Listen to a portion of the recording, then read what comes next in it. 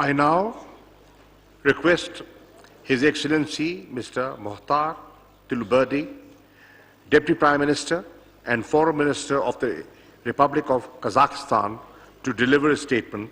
He will be speaking on behalf of the Asia Group of the OIC member states.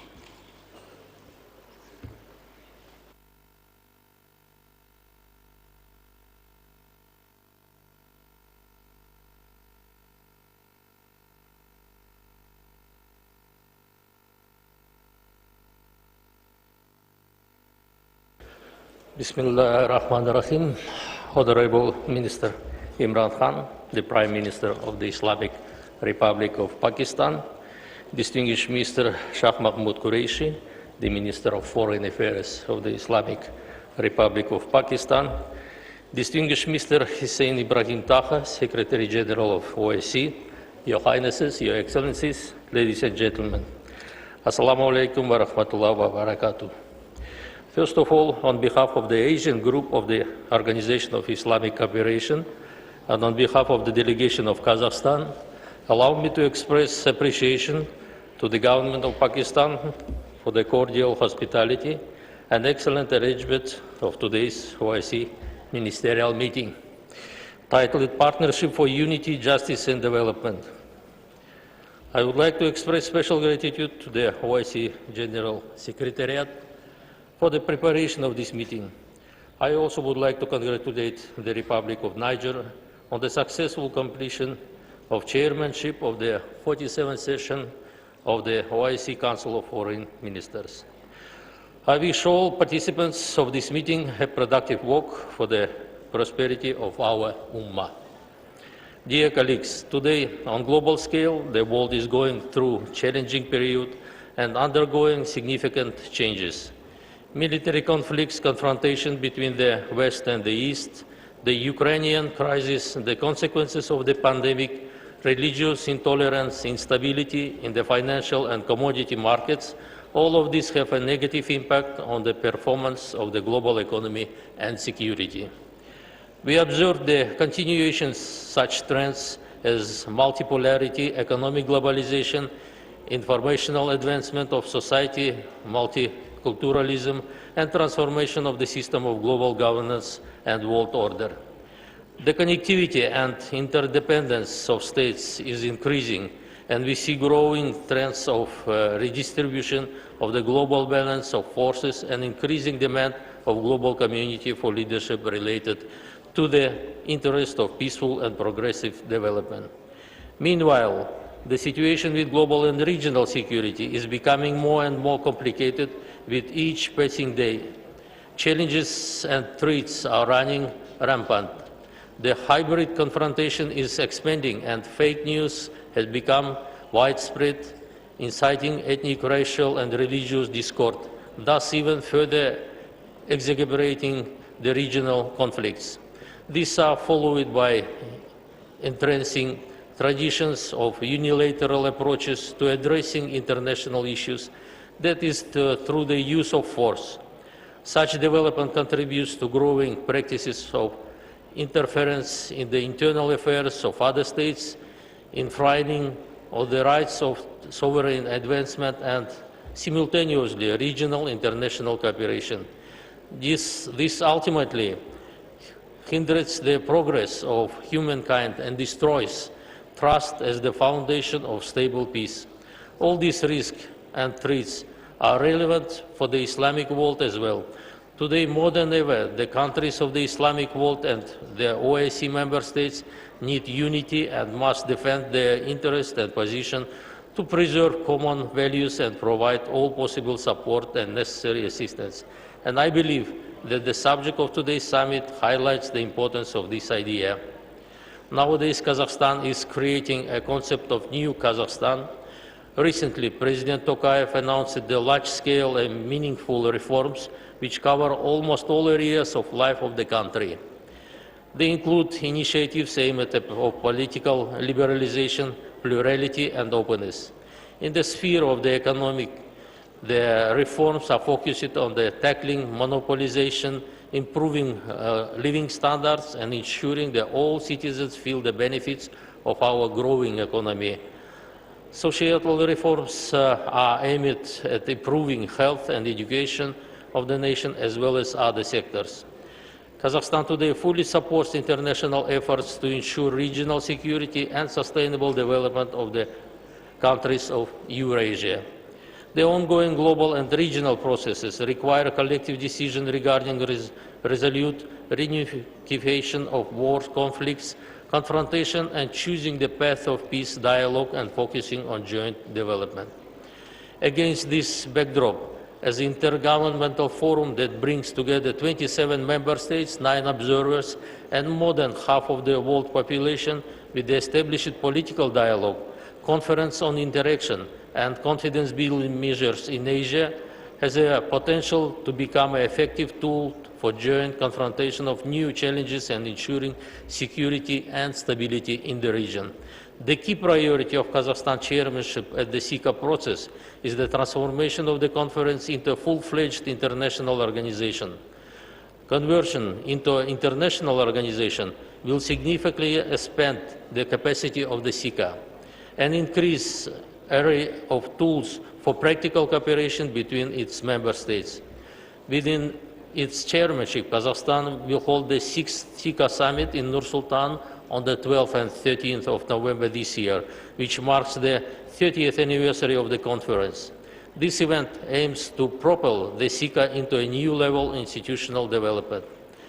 At the initiative of Kazakhstan, the Code of Conduct towards achieving the world free of terrorism was developed within the UN and opened for signature in 2018. It has now been signed by 89 countries. Since 2017, our capital has hosted 17 rounds of the Astana process talks on Syria, aimed at facilitating the efforts of the international community to resolve the prolonged conflict. Kazakhstan, like many OIC member states, is concerned about the situation in Afghanistan. Socio-economic and financial issues need to be addressed urgently to prevent large-scale humanitarian crisis in the region. Kazakhstan contributes within its capacity to the efforts of the world community to stabilize the situation in Afghanistan. We regularly provide humanitarian aid to the Afghan population, implement national and international programs to train Afghan youth, including girls, in educational institutions of Kazakhstan. In 2020, the KazAid, Official Development Assistance Agency, was established to assist the countries of Central Asia and Afghanistan in promoting the Sustainable Development Goals. The opening in Almaty city of the temporary remote office of UNAMA was a sign of the recognition of the role Kazakhstan and the organization's trust in our country. I would also like to emphasize the timelines of the extraordinary meeting of the OIC Council of Foreign Ministers on Humanitarian Situation in Afghanistan held in Islamabad on 19th of December 2021, which resulted in the adoption of the several practical decisions, including the launch of the Afghanistan Food Security Program under the aegis of the Islamic Organization for Food Security, and the establishment of the Humanitarian Trust Fund under the aegis of the Islamic Development Bank. In this regard, I call on the OIC Secretariat to assist the IOFC in the prompt launching the Afghanistan Food Security Program and the OIC member states to make generous contribution to this program. Regretfully, conflicts and military clashes continue among the Muslim countries today. The events in Yemen, Syria, and several African states have become a matter of concern. Therefore, we believe that the initiative of Islamic rapprochement remains relevant for peace and harmony in the Islamic world. Kazakhstan reaffirms its unwavering position for just and comprehensive solution to the Palestinian question on the basis of relevant resolutions of the UN Security Council and the UN General Assembly in accordance with the two states for two nations principle. Moreover, we reiterate the OIC principled position on the Jammu and Kashmir dispute for peaceful settlement in accordance with the relevant United Nations Security Council. We are convinced that promoting the ideology of tolerance, mutual understanding, and cultural diversity is the key to combating hatred and discrimination. An example of interfaith dialogue is the Congress of Leaders of World and Traditional Religions, which has been held in Kazakhstan since 2003 and is attended by the leaders of the Islamic world and the Secretary General of the OIC. The next 6th Congress will be held in September 2022 in Kazakhstan.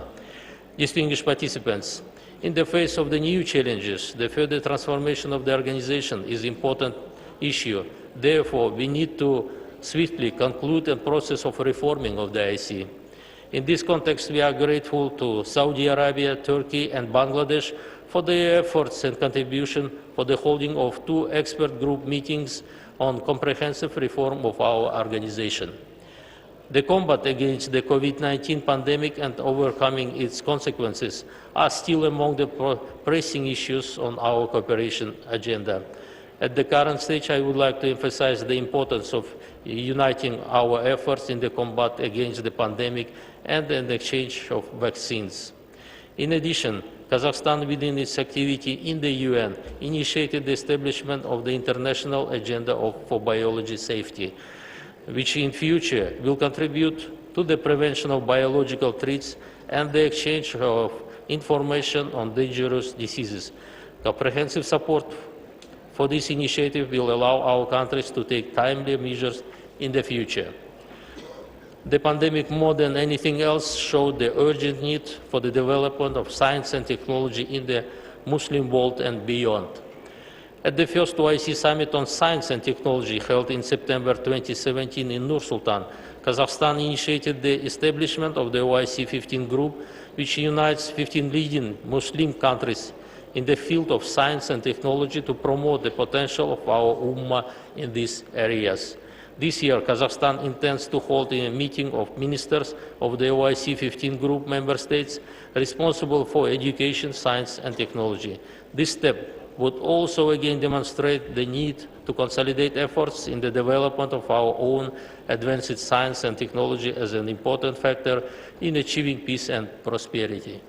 Distinguished colleagues, today many countries, including the Islamic world, are facing acute issue of ensuring food security due to the complex of geopolitical situation in the world and climate change. Many countries in Africa and Middle East are sounding the alarm and are requesting our help in providing essential products. Some countries are experiencing famine due to the crop failures last year. We are ready to cooperate in this area and consider it important to revitalize the Islamic Organization for Food Security and to use its potential to ensure access to food supply for countries in need. To date, 36 of the 56 OIC countries have joined this organization and only 17 countries have ratified its charter. We call on the members of the OIC to actively engage in the activities of the International Organization for Food Security. Last but not least, I invite distinguished delegation to support the resolution on granting the Organization of Turkic States the observer status in the OIC, which will be discussed this afternoon in the special committee. As a founding members of this organization, Kazakhstan is interested to enhance cooperation with important international organizations such as OIC. And we believe that strong partnership between OIC and different Asian regional organizations will increase the Islamic solidarity in the international arena and open a new avenue of cooperation. Availing this opportunity, I would like to inform that recently, on the 12th March this year, there was the early presidential election in the Turkmenistan, which, according to the international observers, was held in the fair, free and competitive atmosphere. As a result of election, His Excellency Mr. Serdar Berdimuhamedov, with the support of 73% of the electorate, has become a new president of Turkmenistan. Also, I avail this opportunity to express on behalf of the Asian group the heartfelt congratulations to the government and the people of Pakistan on the occasion of the 75th anniversary of the independence of the Republic. And I wish peace and prosperity to the brotherly people of Pakistan. In conclusion, Allow me to express the hope that all OIC will continue to advance its goals and objectives for the benefit of the entire Muslim Ummah. I wish all participants fruitful work to today's event, and thank you for your attention.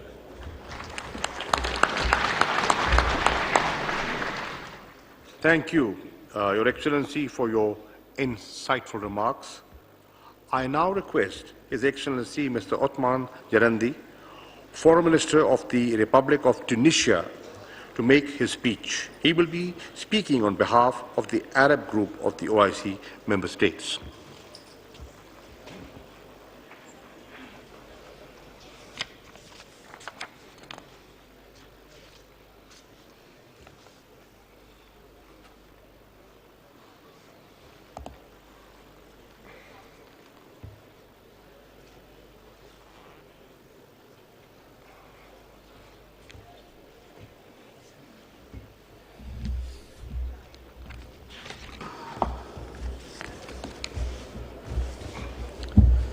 بسم الله الرحمن الرحيم. معالي السيد عمران خان الوزير الأول لجمهورية باكستان الإسلامية. Imran Khan, Prime Minister of the Islamic Republic of Pakistan, Excellency Shah Mahmood Qureshi, Foreign Minister of the Islamic Republic of Pakistan, we congratulate you on your chairmanship of this session and for the celebration of your Independence Day. Highnesses, Excellencies,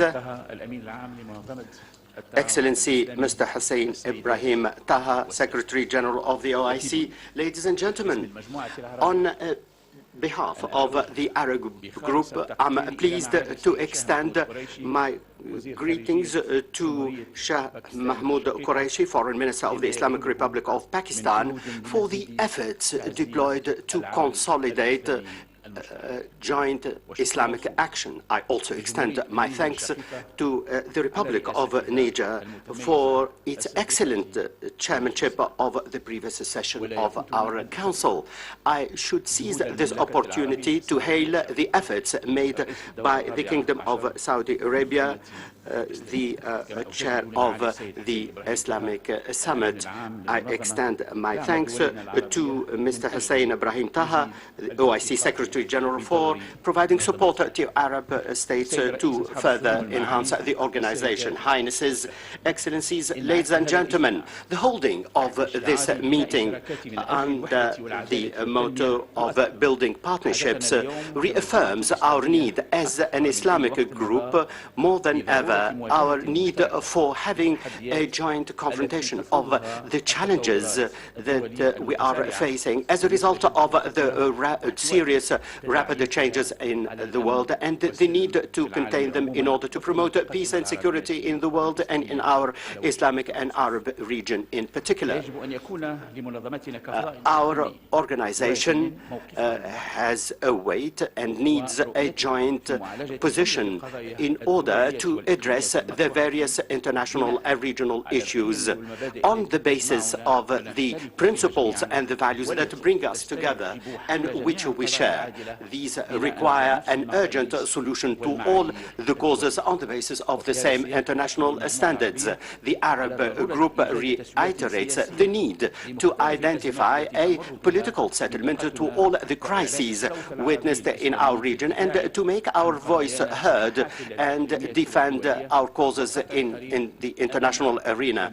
This will deal with all the attempts that aim to destabilize our countries. The joint ties between us and our commitment to the values of justice require that we need to fulfill our responsibility to the Palestinian people to end the daily Israeli violation of the rights of Palestinians and the promotion of the settlement policies that will reduce the possibility of a peace peace and reduce tension in the region. The Palestinian cause is at the forefront of our concerns. We call for a resumption of the peace process and the settlement of the issue on the basis of international resolutions and on the basis of the Arab and Islamic position. The same applies to Jammu Kashmir. Here,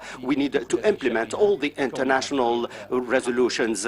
It is a just course, and there is no doubt about that. The same applies to Yemen, and here we call on Yemen to go for a dialogue to settle the issue. We thank the Kingdom of Saudi Arabia for the valuable efforts in this regard. Terrorism and violent extremism are a common enemy that destabilize our countries. This requires further vigilance and more effective coordination and cooperation in order to use the preventive measures and to adopt new approaches to face this scourge and the trans-border organized crime such as illegal migration and trafficking in humans. On the other hand, we need to adopt modern digital communication means to face Islamophobia and the discourse of hatred and extremism.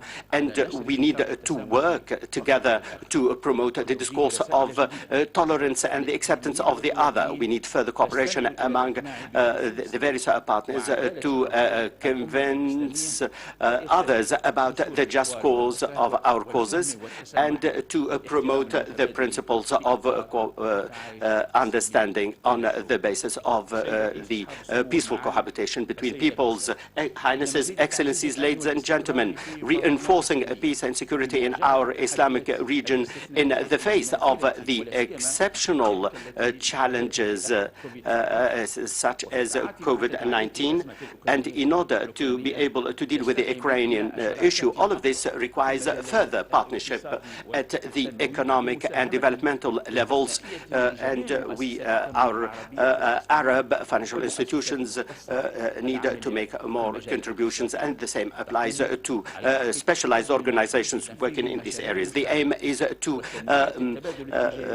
achieve the set objectives, to promote trade in the Islamic world, and to activate tourism, and we need further initiatives to promote our economies, such as the OIC investment initiative. In this, we rely on the cooperation between the private and public sectors in order to benefit from our abilities as men and women and the use of all the available resources to promote innovation in the various critical sectors that enable us to be part of the world economy. Mr. Chairman, Highnesses, Excellencies, ladies and gentlemen, our determination is firm to contribute to a modern reformist policy of our organization that will enable us to upgrade its role in order to consolidate cooperation among member states. The aim is to achieve dynamics in the various parts of the organization in its economic, political and development roles. We believe that the challenges we are facing at the moment require consolidating cooperation and consultation. The OIC and the League of Arab States, and we need to open up to other organizations in our region with a view to mobilizing more support to our causes in the international arena on the basis of the principles of the UN Charter and co-living with a view to a world that is more just and prosperous.